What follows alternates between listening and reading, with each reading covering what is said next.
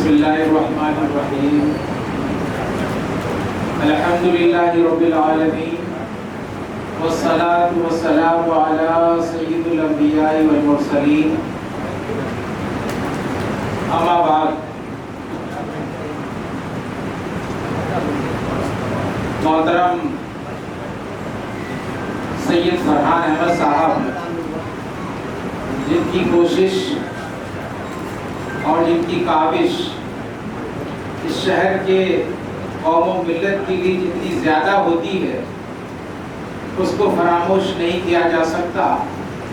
ایک ایک گلی محلے کی مسجدوں کا ریکارڈ، ایک ایک مدارس عربیہ، مائنارٹی انسٹیٹیوشنز کی ساری خبریں جس حوصلے کے ساتھ، اس بلند حوصلے کے ساتھ جناب سید فرحان احمد صاحب اپنی قربانی پیش کرتے ہیں، وقت کی، اپنے علم و فن کی قربانی پیش کرتے ہیں، وہ کسی سے چھپا نہیں ہے.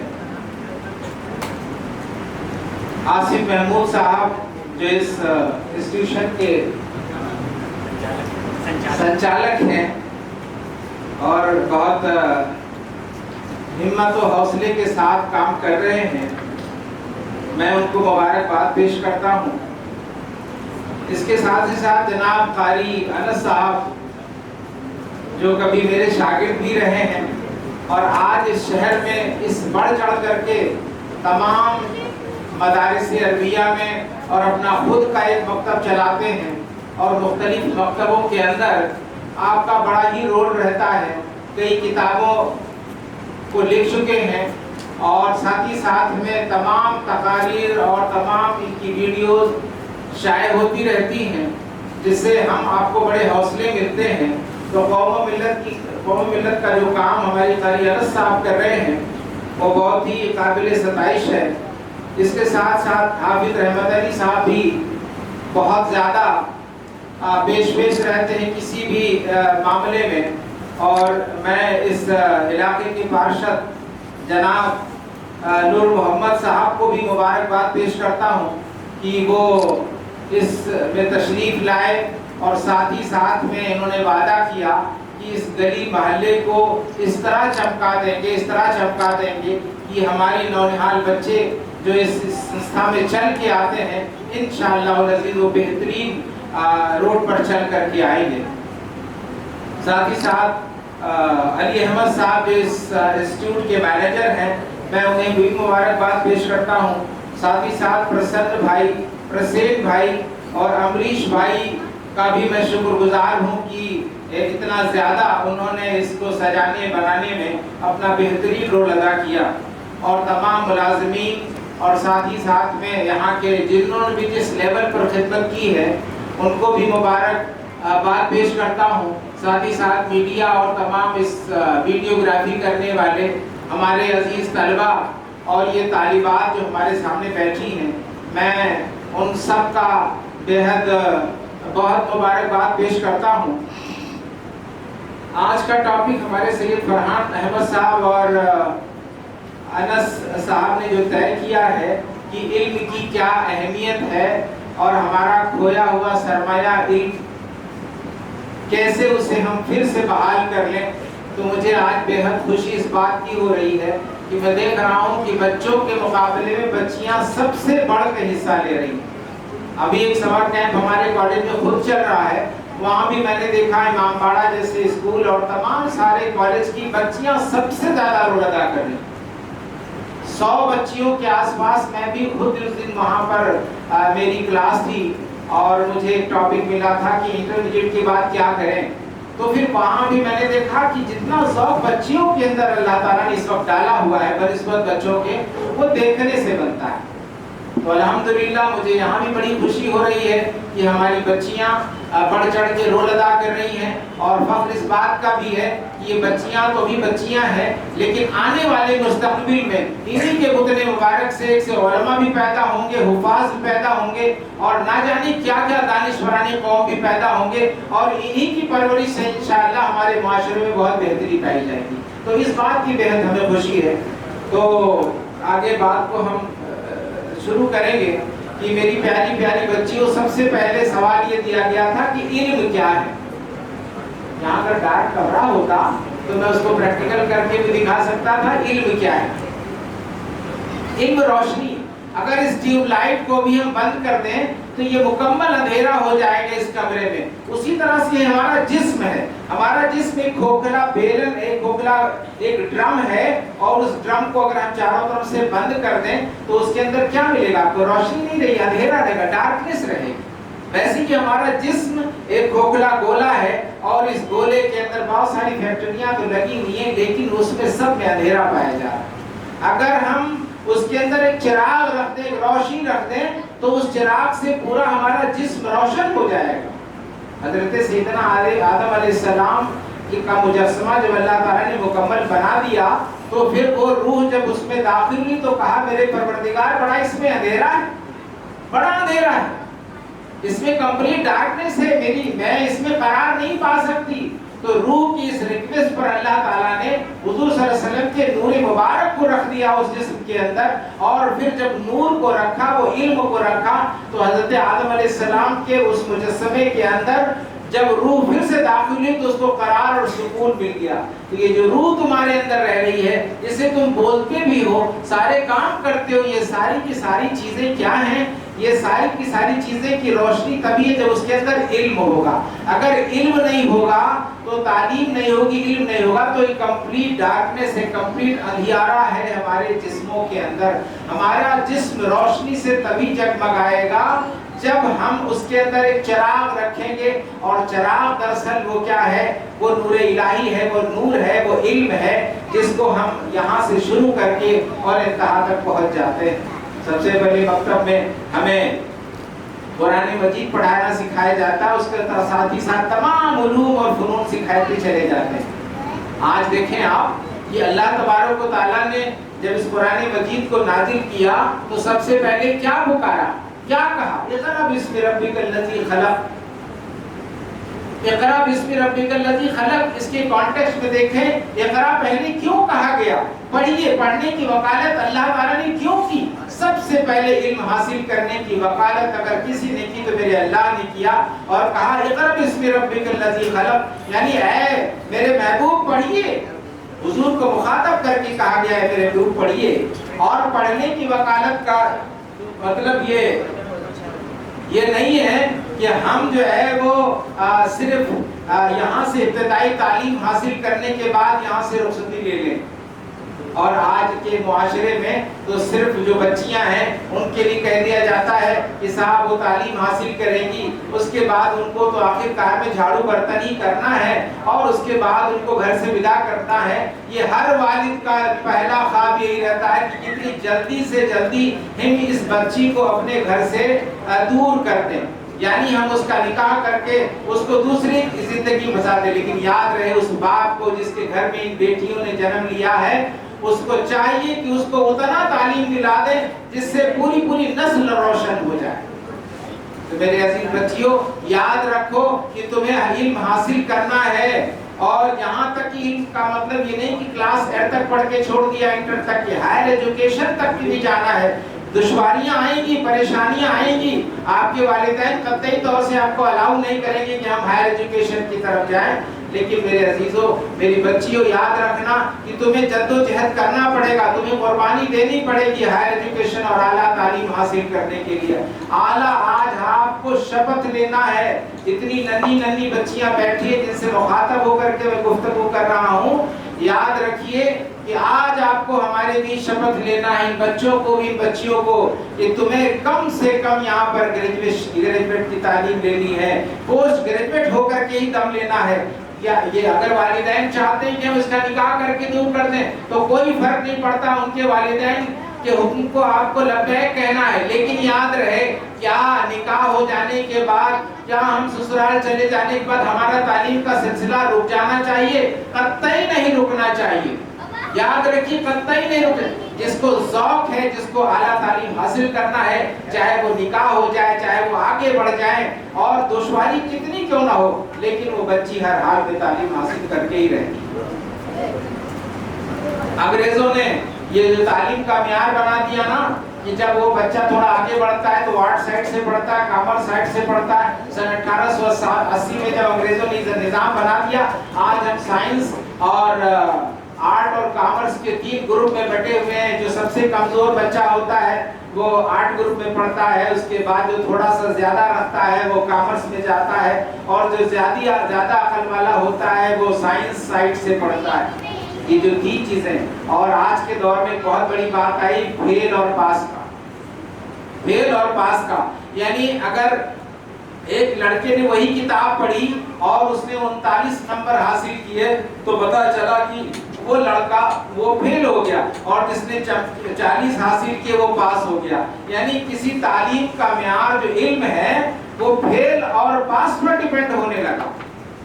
ہمیں چاہیے کہ جتنی تعلیم ہم حاصل کرنا چاہتے ہیں اور علم حاصل کریں گے اس میں فیل پاس کا نہیں ہے، اس میں اس سائٹ کا نہیں ہے. وہ تمام علوم اور فنون جو ہمارے رب نے کہا والتین والزیتون وطور، یعنی پورے قرآن میں آپ دیکھیں 50 ایسے مقامات ہیں جہاں پر قرآن کے اس ہر چیپٹر کی شروعات میں اللہ تعالی نے قسمیں کھائیں، شپت لیا ہے. کیا تم دیکھتے ہیں والتین والزیتون کو؟ اس پہاڑ کو نہیں دیکھتے، اس اونٹ کو نہیں دیکھتے. یہ دیکھنے کی وکالت کو میرے پروردگار نے کیا. دیکھنے کا مطلب ہے اس چیز کا اس کی برکت اور اس کی بلندی کی بات نہیں کہی، بلکہ یہ کہا کہ اگر تم اس چیز کا علم حاصل کرو گے، تمہارے اندر وہ تعلیم رہے گی، تو شاید ان ستاروں کی گردش کو بھی تم ناپ لو گے، اس چاند اور سورج کا بھی علم تمہیں ہو جائے گا، اس پوری فلکیات کا بھی علم ہو جائے گا، وہ تمام اس دنیا کے تمام چیزوں کا علم ہو جائے گا. اور تمہارا جیسے میں نے کہا کہ ابھی تو یہ ڈارکنس تھی، ابھی یہ کھوکھلا گولا تھا اور اس کے اندر ڈارکنس تھی، اندھیرا تھا، اب یہ روشنی سے جگمگا جائے گا.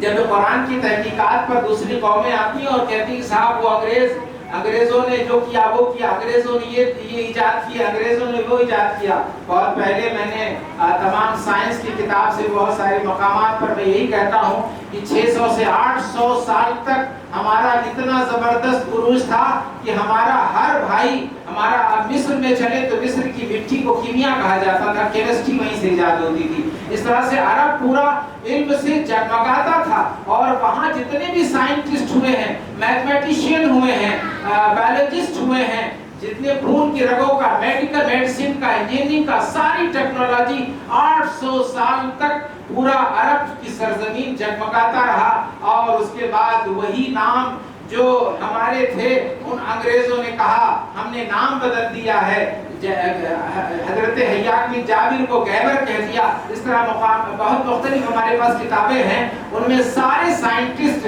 جو مسلم نیم تھے ان کو بدل کر انگریزوں میں تبدیل کر دیا. کیوں؟ کیونکہ وہ چاہتے تھے، اور آج کی دنیا میں جو میڈیا کی دنیا اس میں یہ خبر پھیل جائے کہ جتنی بھی ایجادات ہیں، جتنے بھی انوینشن ہیں، ڈسکوریز ہیں، وہ سب کے سب عیسائیوں نے کیے. لیکن یاد رہے کہ 800 سال تک دعوے کے ساتھ کہتا ہوں کہ 800 سال تک جب تک کہ ہمارا وہی سرزمین عرب ہے جہاں ہر طرح کا علم اور فنون ہمارے پاس تھا، اور ہم نے علم کو جو کیٹیگری میں بانٹ دیا، دنیاوی علم بانٹ دیا اور دینی علم بانٹ دیا. اور دنیاوی اور دینی علم کا جہاں دو خاکہ بنایا تو جو مدرسے پڑھتے ہیں وہ دینی علم حاصل کر رہے ہیں، اور جو اسکول کالج جو پڑھ رہے ہیں وہ دنیاوی علم حاصل کر رہے ہیں. تو جب دو پیمانے بنے اور جب ملک آزاد ہوا تو ہندوستان کی آزادی کے بعد کچھ تو فرقہ پرستی ہوئی، کچھ چیزیں آئیں، تعصب میں آئیں، اور اس مقام کو نوکری پانے کی حیثیت سے مسلمانوں نے اپنے جو اس شراک کو کھو دیا. لوگ یہی کہنے لگے ہم کو تو نوکری ملتی نہیں ہے، ہم کہاں سے جو ہے وہ علم حاصل کریں، ہم گریجویٹ ہو کر کے بیکار بیٹھیں گے. لیکن جب سے مسلمانوں نے علم کو روزگار سے اور رزق سے جوڑ دیا، وہ پستی اور زوال کی طرف چلے گئے. میرے بچیوں، جب ہم اپنے چونکہ اللہ تعالیٰ سب کو رزق دیتا ہے، کیا آپ کے دادے پردادے بھوکوں مرتے تھے؟ وہ پڑھے لکھے نہیں تھے؟ بولیے، کیا آپ کا دادا، آپ کا پردادا بھوکوں مر گیا تھا کہ آپ کے والد بھوکوں مرتے ہیں؟ آخر اللہ تعالیٰ ان کو کہیں نہ کہیں سے رزق دیتا ہی دیتا ہے۔ تو جب علم کو اور رزق کو جب مسلمانوں نے 1947 کے بعد جوڑنا شروع کیا کہ اگر ہم گریجویٹ ہوں گے تو پھر ہمیں ہائر ایجوکیشن ریسیو کریں گے، اس کے بعد ہمیں بہترین نوکری ملے گی، ہم کو چیئر ملے گی، ہم کو ٹیبل ملے گی، ہم کو آفس ملے گی، اس سپنے کے ساتھ جب ایک شخص کو نوکری نہیں ملی تو وہ فیلور پروف ہو گیا۔ وہ کہنے لگا کہ صاحب ہم کو تو نوکری ملتی نہیں، اس لیے عرف عام میں یہ بڑا مشہور ہو گیا کہ ہم علم کیوں حاصل کریں، ہم کو تعلیم کیوں حاصل کریں، کیونکہ ہم کو نوکری نہیں ملتی۔ رزق کا معاملہ الگ ہے میرے عزیزو، اور علم کا معاملہ الگ ہے۔ تو جب علم کا سراپا رہو گے تو روشنی سے تم نہیں بلکہ تمہارے محلے میں، تمہارے علاقے میں سب لوگ جگمگا اٹھیں گے۔ اور یاد رکھو کہ اس سوسائٹی کے اندر جہاں 150 کروڑ لوگ رہتے ہیں، ہندوستان کی سوسائٹی کتنی ہے؟ 150 کروڑ لوگ رہتے ہیں۔ اس 150 کروڑ لوگوں کے بیچ میں زندگی گزارنا کتنا ہی مشکل ہے، ایک سنگھرش ہے، ایک اسٹرگل ہے، اور اس اسٹرگل میں ہم کامیاب تبھی ہوں گے جب ہم اس میں پھٹ بیٹھیں گے۔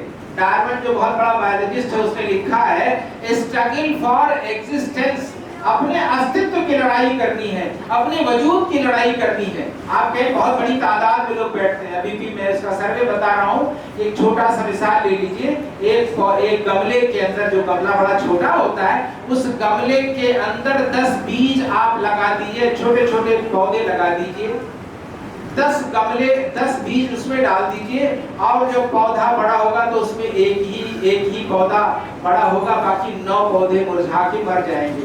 کیوں؟ کیونکہ اس پلانٹ نے، اس سیپلنگ نے سب سے زیادہ پانی کھینچا۔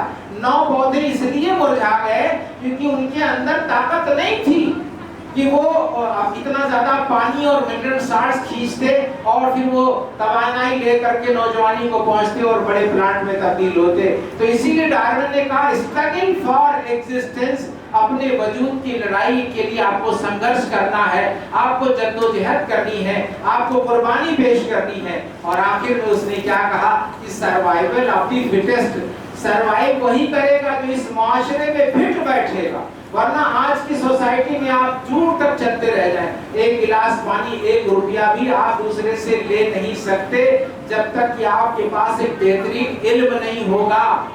کیا؟ بہترین علم نہیں ہوگا۔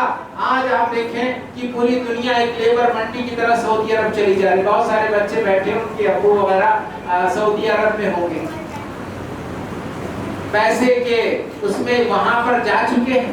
تو جب کوئی بھی قوم اس طرح سے پستی کی طرف آ جائے گی تو پھر اس کو وہی لیبر منڈی میں جانا پڑے گا۔ لہذا علم حاصل کرنے کا جو طریقہ ہے، ہمیں علم کسی بھی معنی میں حاصل کرنا، میں نے پہلے بھی کہا مصیبتیں آئیں گی علم حاصل کرنے میں، دشواریاں آئیں گی علم حاصل کرنے میں، لیکن میرے رب کا فرمان تو پورا ہوگا۔ اقرأ باسم ربک الذی خلق، یعنی جو ہے وہ پڑھیے، سب سے پہلے پڑھیے، اور پڑھنے میں کیا آپ کو وہ والا علم حاصل کرنا ہے؟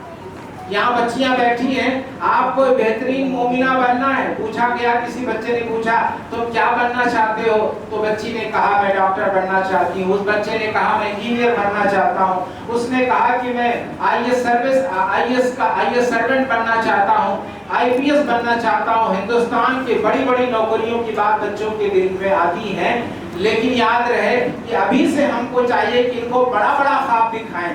خواب دیکھنا غلط نہیں ہے، جب اونچے اونچے ہمارے خواب رہیں گے تو انشاءاللہ العزیز ایک روز ایسا دن آئے گا ہماری زندگی میں کہ ہم اتنا اسٹرگل کریں گے اور ہمارے خواب پورے ہو جائیں گے۔ ابھی ایک جاب نکلی تھی پولیس والی، اور اس میں تقریباً 5 کروڑ لوگوں نے ہندوستان اور دوسرے جگہوں سے اپلائی کیا، اور کتنے لوگوں کو بھرتی کرنا تھا؟ کل 50,000 لوگوں کو۔ تو 50,000 لوگوں کو بھرتی کرنا تو 5 کروڑ لوگ آئے تھے۔ آپ ایوریج کریں گے تو 1,000 یا 5,000 پر ایک بچہ سلیکٹ ہوتا، باقی 4,999 بیک ٹو دی پویلین ہو گئے۔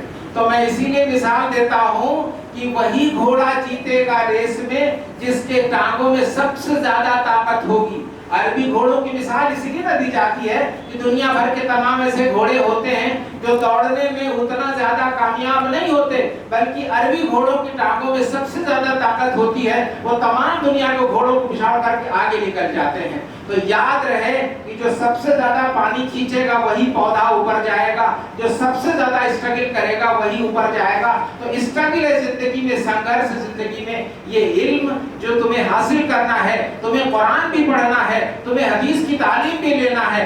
اگر کوئی بچہ ہے اور ان بچوں میں سے اگر وہ قرآن اور سنت کو ہاتھ میں لیے ہوئے ایک بہترین ڈاکٹر بیٹھا ہوا ہے، ایک بہترین چارٹرڈ اکاؤنٹنٹ بیٹھا ہوا ہے، ایک بہترین انجینئر بیٹھا ہوا ہے، اور اس سے کہا جاتا ہے کہ تو فلاں کی نماز جنازہ پڑھا دو، فوراً اپنے سامنے کھڑا ہو جائے گا۔ لیکن پتہ چلتا ہے کیٹیگری بڑھ گئی کہ یہ عالم دین کیول اور کیول مسجد کی امامت کرنا انہی کی ٹھیکیداری ہے، کوئی انجینئر امامت نہیں کر سکتا، کوئی ڈاکٹر امامت نہیں کر سکتا۔ ہماری سوسائٹی میں تو ہونا یہ چاہیے تھی کہ یہ مومن اور مومنہ جو بھی ہماری بچیاں ہیں سب کے اندر اتنا علوم اور فنون ہو کہ وہ دونوں شعبوں میں، چاہے وہ امامت کا مسئلہ آ جائے، چاہے وہ کسی بھی کا مسئلہ آ جائے، وہ ہر میدان میں وہ تمام علوم کو حاصل کر کے آگے بڑھے۔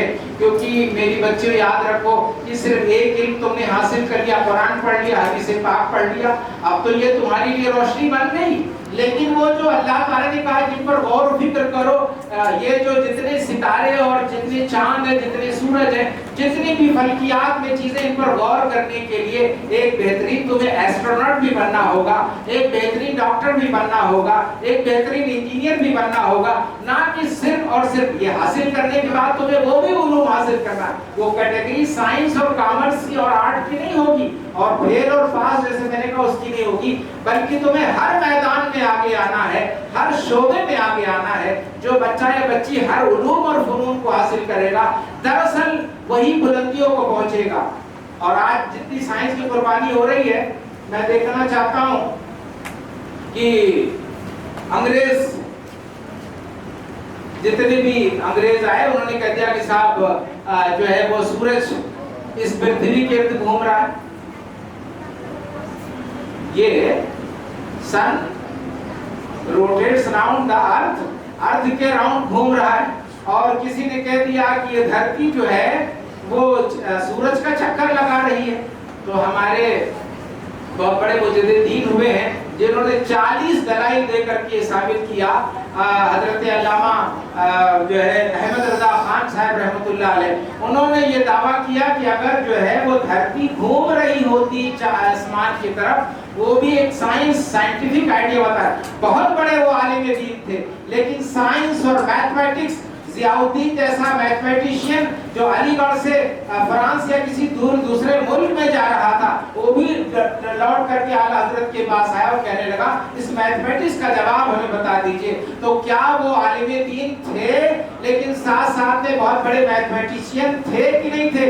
بہت بڑے فزکس اور بہت بڑے کیمسٹری اور بڑی بڑی سائنس کے جاننے والے تھے کہ نہیں تھے اعلیٰ حضرت، جنہوں نے جو ہے وہ تمام علوم پر اپنی پکڑ حاصل کر لی تھی، اور یہ دنیا کے سامنے ثابت کر دیا کہ اگر جو ہے دھرتی سورج کے چاروں طرف گھوم رہی ہوتی، جو انگریز آ کر کے کہہ رہے ہیں کہ دھرتی سورج کے چاروں طرف گھوم رہی ہوتی، تو انہوں نے 40 دلائل دیے، اس میں سے یہ دلیل بھی دے دی کہ اگر یہ دھرتی سورج کے چاروں طرف گھوم رہی ہے تو یہ سارے ندیوں اور تالابوں اور بڑے بڑے سمندر کا پانی آ کر کے وہ چھلک چھلک کر کے باہر کیوں نہیں بہہ جاتا؟ جب اس کے اندر کوئی چیز موومنٹ آئے گا، گتیمان ہوگا، تو ظاہر ہے پانی چھلک کر کے دوسری جانب چلا جائے گا، سمندر کا پانی پھیل جائے گا۔ اور یہی نہیں، وہ تمام ساری تحقیق جو ہندوستان میں اور دنیا بھر کے ویگیانکوں نے کیا ہے، وہ بھی میں تھوڑا سا بتا دوں۔ واٹر سائیکل کا معاملہ اگر آپ دیکھیں، بہت کوشش کی گئی کہ وہ دیکھتے ہیں کہ بادل آتے ہیں اور سمندر میں آتے ہیں اور پانی سک کرتے ہیں سمندر کا،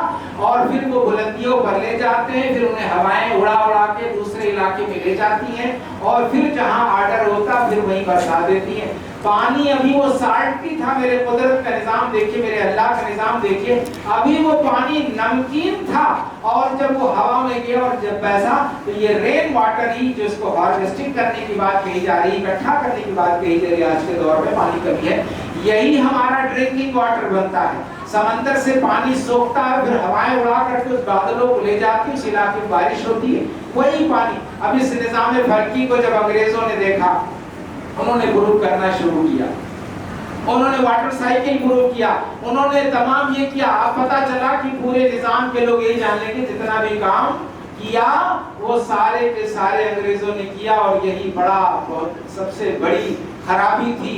ہماری قوم و ملت دیکھتی رہ گئی، جبکہ سب سے پہلے اگرچہ کسی قوم کے اندر اقرا باسم ربک الذی خلق اترا تو وہ قوم اسلام تھی، مسلمان تھے، جنہوں نے بڑے بڑے عروج کیے اور بڑے بڑے انہوں نے عروج دیکھے، بڑی بلندیوں گئے. اس کی تحقیق کرنا تھا. وہ سائنس کوئی ایسی چیز نہیں جس کو ہم نہ جان سکیں. تو میری بچیوں آپ سے گزارش ہے کہ آپ سائنس کا ایک بہترین علم حاصل کریں، اور آرٹ اور ہسٹری اور جغرافی، اپنی تاریخ کو بھی جانیں، اپنی میتھمیٹکس کو بھی جانیں، اپنے قرآن و سنت کو بھی خوب سیکھیں. ساتھ ہی ساتھ میں آپ کے پاس علماء بھی موجود ہیں اور بڑے بڑے فضلہ بھی موجود ہیں.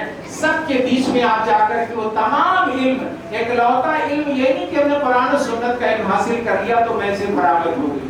2-3 باتیں میں عرض کر کے اپنی بات پوری کروں گا کہ انشاءاللہ العزیز آج ہم سے آپ وعدہ کریں گے، آج سب مل کر کے ہمارے ساتھ وعدہ کریں گے کہ جہاں بھی آپ کو روڑے آتے ہیں، جہاں بھی پریشانیاں آتی علم حاصل کرنے میں، انشاءاللہ العزیز آپ خادم آپ کے بیچ میں ہے جس نے بڑی سنگھرش کیا ہے، بڑی زندگی میں اسٹرگل کیے ہیں اور اس مقام تک پہنچا ہے. اور 4 یونیورسٹی سے میں فارغ ہوں. میں نے ابتدا میں ہی سب سے پہلے وہی قرآن سیکھا تھا. درجہ 3 کا کلاس تھا. درجہ 3 کی کلاس میں کبھی کبھی یہ بات نہیں کرتا، میں پہلی بات آپ کو سناتا ہوں. کلاس 3 تھی میری، میں 3 میں پڑھتا تھا. یہ ننھا سا بچہ بیٹھا ہوا ہے. اس کلاس 3 میں مجھے 4 چیپٹر انگریزی لکھوایا گیا جغرافی کا. جغرافیہ چلتی تھی، اردو میں جغرافیہ کہتے اور ہم انگلش میں جغرافی کہتے، بھگول کہتے. اس کو لکھایا گیا. تو جب ہمارے مولوی صاحب نے ہم کو لکھایا تو پھر اگلے دن انہوں نے سننے کی بات کہی کہ سب کو باری باری سے کھڑا کر دیا کہ آپ کھڑے ہوئیے، آپ کھڑے ہوئیے، آپ کھڑے ہوئیے. اور جب آپ کھڑے ہونے کی بات کی تو مجھے بھی کھڑا کر دیا گیا. اب صاحب کہا گیا سنائیے 4 چیپٹر. اب مجھے تو یاد ہی نہیں تھا، مجھے یاد نہیں تھا. پھر مولوی صاحب نے اپنا، وہ بڑے بڑے تگڑے مولوی صاحب ہوتے تھے، بڑی بڑی داڑھی ہوتی تھی اور بڑے بڑے مسل سے، میں کافی موٹا تگڑا تھا. انہوں نے ایسے گھونسا بنایا اور میرے پیٹھ پر 2-4 گھونسے جڑ دیے. جب گھونسے جڑ دیے تو ان کی صاحب مولانا صاحب کی جو گھڑی تھی وہ ٹوٹ گئی. صاحب اب گھڑی ٹوٹ گئی. اب ان کو غصہ آیا کہ ایک تو مارا بھی اور گھڑی بھی ٹوٹ گئی. اب جب گھڑی ٹوٹ گئی تو انہوں نے کہا کہ جا کے بنوا کے لاؤ. اب میں صاحب بدھو آدمی، میری کلاس کا ایک لڑکا جو تھا بڑا اسمارٹ تھا، تھوڑا شہر میں رہتا تھا اور میں تھوڑا سا دیہات میں رہتا تھا، شہر سے تھوڑا متصل. اس لڑکے نے کہا چلیے مختار صاحب میں آپ کے ساتھ چلتا ہوں اور چل کر کے گھڑی بنوا لیتا ہوں. جب میں گھڑی بنوانے کے لیے بازار نکلا، کچھ دور تک گیا تھا تو اس نے کہا چل کے کہہ دیں کہ دکان بند تھی. اور تب تک مولوی صاحب کا غصہ بھی قابو ہو گیا ہوگا. بہرحال ہوا وہی، وہ اسمارٹ لڑکا تھا، وہ مجھے لایا پکڑ کے کہا صاحب وہ دکان بند تھی اور کل بنوا دیں. کہا لاؤ کوئی بات نہیں مولوی صاحب. لیکن یہ گھٹنا تو ہو گئی میری زندگی میں، لیکن اس گھٹنے کا اثر یہ ہوا کہ شام کو میں بے حد افسوس میں پڑ گیا. صرف آج اس بنا پر مجھ کو مارا گیا کہ مجھے 4 لیسن جغرافی کے بھگول کے یاد